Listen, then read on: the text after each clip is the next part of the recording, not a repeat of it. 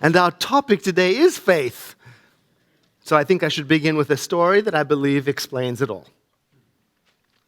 Once upon a time, during a very severe drought, all the town's citizens decided to pray for rain. On the day agreed upon, all the people of the town gathered in an open field to pray, and then they noticed that only one boy had brought with him an umbrella. And that is faith. We can move right on to the offering. Isn't that the whole message, right? Our teaching, The Science of Mind, is a practical spirituality, and it invites us to imagine a better life. And then to do the inner work that we need to do so that we get to that place where we fully expect that good to show up. After all, life changes, life grows, expands, evolves, and changes, and so too can we grow and develop and change. And for me, that means things can get better. No matter how good things may be, they can get better. No matter how bad things are, they can get better. Things change, evolve, and expand for the good. That's what we learn in Science of Mind. And then our teaching helps us to get to a place where once we have imagined a better something, and we've seen it in our head, or we've felt it in our heart, and we've accepted it in our whole body system, we thoroughly expect it then to show up, so much so that we pack an umbrella and we take it along with us. Paul of Tarsus, the apostle, said, faith is the substance of things hoped for. I had to think about that. And what it means to me is that it's so real to me that I feel its substance as something tangible. I may not have it yet, but it's so real to me. It's like I do have it. And if I don't have it yet, I have a great expectation that I will. I'm expecting rain. I think of a belief as a head trip, and I think of faith as a heart trip.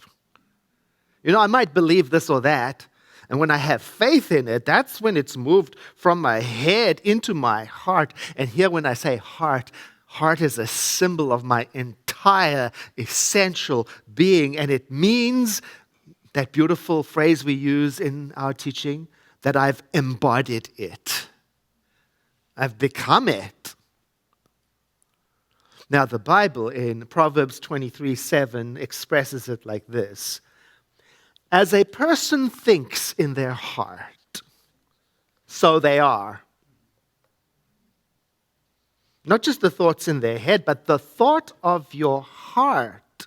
That's the inner thought. That's you and me. The stuff of our being, you know, that which we've integrated, accepted inside of us, and now have faith in, and then it goes to work, drawing us to it and it to us. Our founder, Dr. Ernest Holmes, said, there is nothing we couldn't do if we took the time to develop the faith to have it happen. In other words, don't just think about it. You got to get into it. You got to feel it. You got to move it in to your being, embody it, identify with it, expect it, make it normal. Early on in my studies of Science of Mind, you know, sometimes I wanted to have the faith for something to happen. And sometimes that something wasn't mine to have happen. And then I learned, well, that wasn't so much faith as it was mind control. I was trying to control it into happening. And I kept on studying, and sometimes in those early days of studying, you know, trouble would show up in my life. Then I would go to one of the prayer practitioners like we meet on stage. These are spiritual coaches that help us. Sometimes when trouble shows up, and I would show up to the prayer practitioner, and I wanted instant faith. because something big was happening in my life and it needed to be fixed. And that's where I learned sometimes my heart was more loyal to the trouble than it was to the solution. Then I studied more, and I myself became a prayer practitioner, a spiritual coach. And people would come to me, and I noticed they too wanted instant faith. And I understood, because I had been there. I mean, sometimes it's possible to make the switch into instant faith. I get that. But the real takeaway, the real lesson I learned was that it's a good idea to start developing faith now. Right now. Start thinking uplifting, powerful, helpful, compassionate thoughts. Get familiar with them. Feel them. Embody them. Integrate them until they take up residence in your whole being and they become more normal than anything else. In other words, allow yourself, I learned, to practice having a great expectation of good happening. Perhaps that's what faith is. An unreasonable, great expectation of good happening. It is a way we can grow in faith, by making a commitment to that. To live life as if it were good before we have the evidence that it is. It takes great strength for that. Oh, it takes great strength to step out into the world and say, I believe life is good, not random. That's faith. We see the world suffering, but still we help. That's faith. Everywhere we look, life is unfair. Still, we show up and care about each other and about strangers, and we love our children. No guarantee that it will make a difference. That's faith. Maybe faith is about developing what some people call knowing. A positive sense that good does want to happen. A kind of sixth sense that is tuned into the love that is all around us. We've been talking about that all month. The love of the divine that surrounds us. A sixth sense that expects it to show up in our life, despite all of the proof to the contrary. And maybe faith is something you and I have to work out for ourselves, by asking, what do I have faith in? Or what am I going to risk having faith in? Because faith is similar to trust. It's got its own timing. I mean, you and I, we could end up looking like a fool standing there in that field with an umbrella and the sun shining and everyone's left. That happens. And I learned in Science of Mind for those moments, stand there with dignity. Be a fool for God and hold everything lightly, because everything in its right timing, in God's timing. One of my favorite authors, Chris Ben-Guri, writes, did you ever hear that old saying, love is blind? It really should be that love is faith, because love cannot be proven. It is the commitment to believe in someone even though you have absolutely no assurances that they will love you back in the way they promised to. In the end, love is all about trust and a leap of faith. And without leaping, it is impossible to fall in love with a person, with the world, with life, with God.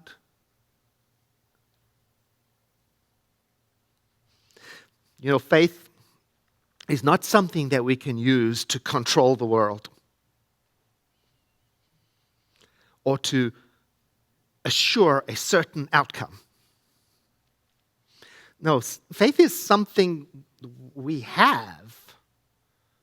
It's a sixth sense. It's that thing that moves us out onto the skinny branches. You know that place? Have you ever had that experience? Of being moved out into the skinny branches, not much support?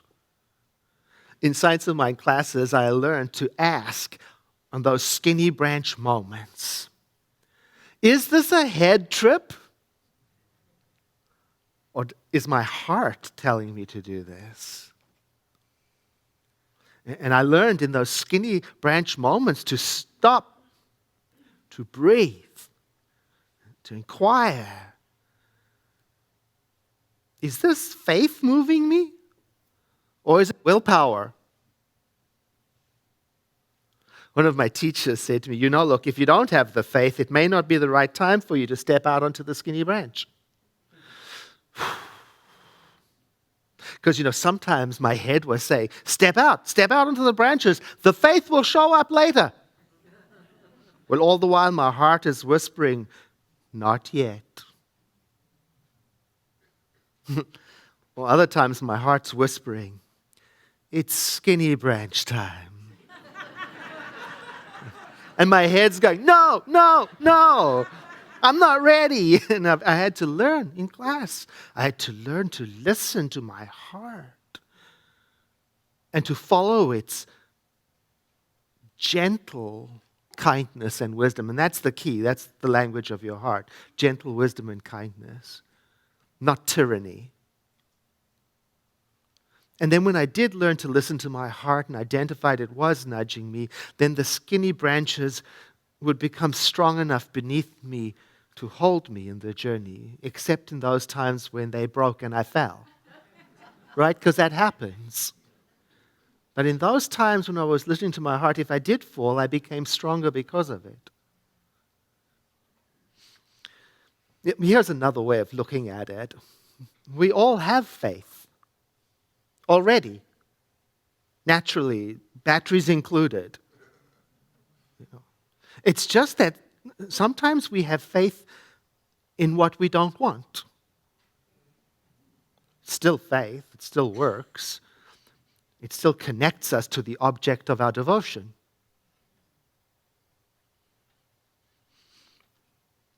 Maybe you know, like I do, what it's like to once have had faith and then to lose it. It's like your breath is taken away.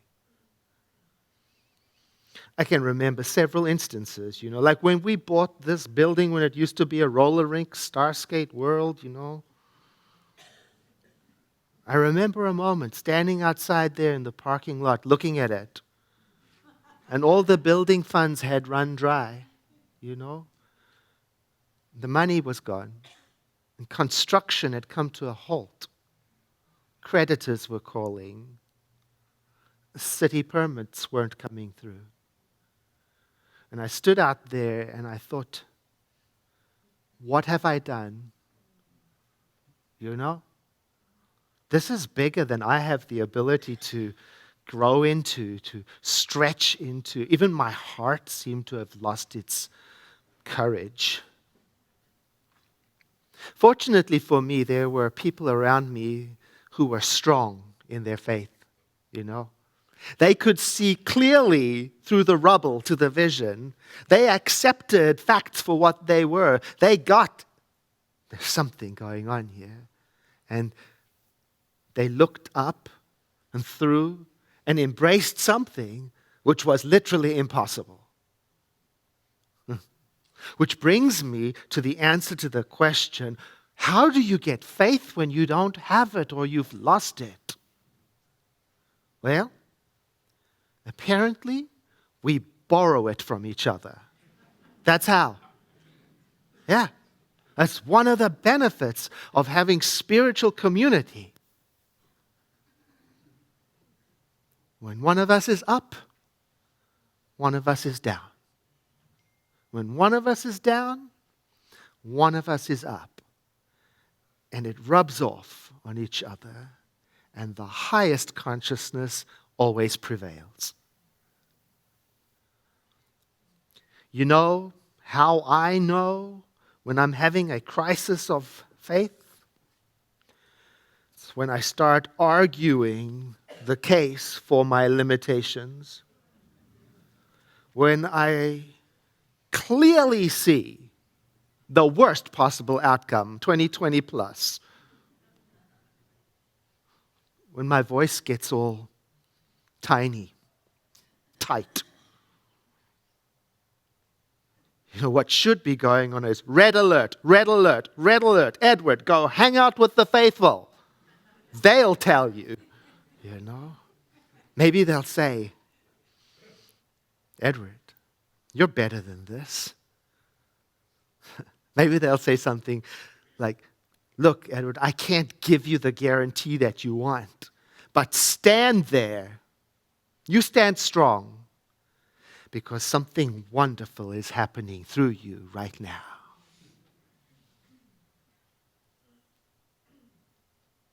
You know, when I can't believe, maybe I can let someone else believe for me until I can get to that place when I can believe again for myself. And when I'm there, maybe I can believe enough for someone else. Do you realize that someone right now, close to you, needs all the faith that you have?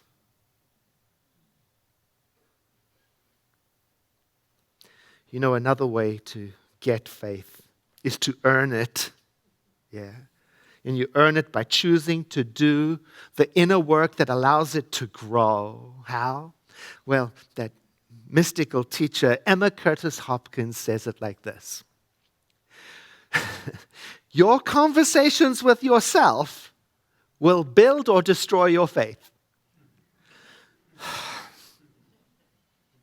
You know, that means your inner conversations.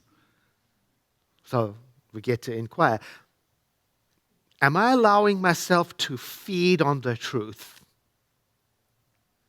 Because to earn my faith, apparently, according to Emma, I have to have the right kinds of conversations. And I have to have them a lot more of the time than I typically do. A majority of the time. You know, thought forms are always flowing through our heads, and we are the ones who get to choose which one to pursue and nurture and raise up, you know. We're works in progress, I get that. And I get that faith and inner conversation like a muscle. You got to use it, you got to practice it, you got to condition it, and you got to stick with it in good times and in bad times. After all, it's easier in the good times. So I get out of that. Don't wait for trouble to come before you start training your thinking. Start now. Keep it going every day. Or let me phrase that more affirmatively. Don't wait for things to get better before you have a brighter outlook. Start now to be bright, even though you have no reason to be. Don't wait for people to show up for you to stop feeling lonely. Start now to fall in love with whomever is around you. Don't wait for the world to shape up before you decide how you're going to show up. Don't wait for things to be all lined up before you decide how you want to be. Don't wait for an election. You know, we need each other's best selves now, and when we're not our best selves, we need each other. Someone needs whatever faith you have right now. So start. You know, rather start to work with the thought forms in your head, you can start by asking yourself, do the thought forms going through my head support the kind of world that I wish to create? And if they don't, that's not a call to self-criticism, but a call to gentle reflection and self-examination, to become a little more aware of what's going on in there, Start to become aware, especially of the repeated thought forms, because they are likely the ones that are going to need your loving help the most, especially the negatively focused ones. And rather than support that habit of putting I am in front of any negative statement, perhaps we can use the phrase I feel to explore what is going on behind our thinking. We can sit with the feelings. I feel judgmental. I feel wounded. I feel worried. I feel sad. And then validate those feelings. Let them be all right. Allow them to stand just the way that they are. And at the same time, we can begin to bring gently into our mind something else that perhaps we do have faith in. The paradoxical truth of our being that goes something like this. I feel sad, and I'm made in the image and likeness of a perfect power. I feel hopeless. And there is something within me that knows the truth and knows that it knows. I feel judgmental. And at the same time, I embrace unity through diversity. I feel angry at the world. And I'm confident in the power of divine love flowing through me. I feel confused. And I trust that there is a spirit of wisdom and clarity in me. And every day, I create an atmosphere of love and peace and healing with my heart. And I am peaceful in my heart and in my mind too. And I'm filled up with the love of the universal creative power, and it flows through me continuously. And so I share from it. I share peace from it with all those around me. And I'm growing spiritually every day. And my strength comes from my willingness to accept and to forgive and to love. I am free to be my true self. And I'm aware of my beauty and the worth of my soul. I am worthy of life. And I sense that worthiness in others. And through it, I feel my connection to all life. And I accept life just as it is, while at the same time, I'm opening up to embrace a greater yet to be than I have ever imagined. And through the inspiration of the infinite, I move more deeply into kindness and connection and compassion, and it allows me to have a calm and abiding trust in the goodness of spirit within. And life then uses me as an instrument of peace. And my thoughts, well, they sow seeds of love, and from them arise actions that guide me into harmony. And my trust in spirit deepens every moment.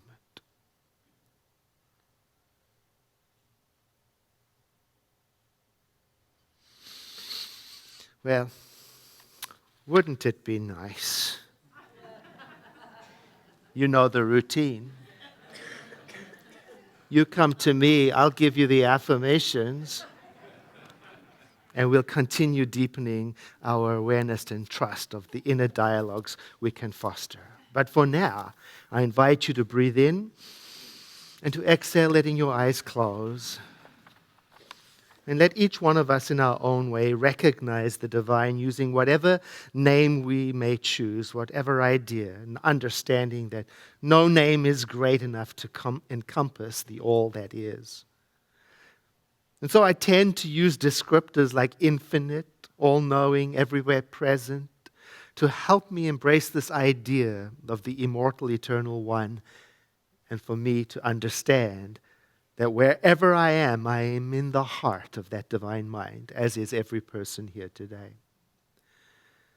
And so through this prayer, I am identifying myself as an agent, an expression, a vehicle for the love of Spirit to express. And I'm remembering that so great is the love of the divine that I am and you are and we are created in absolute freedom. So today, I exercise my choice to choose to be an open, teachable, willing vehicle for the expression of compassion and love.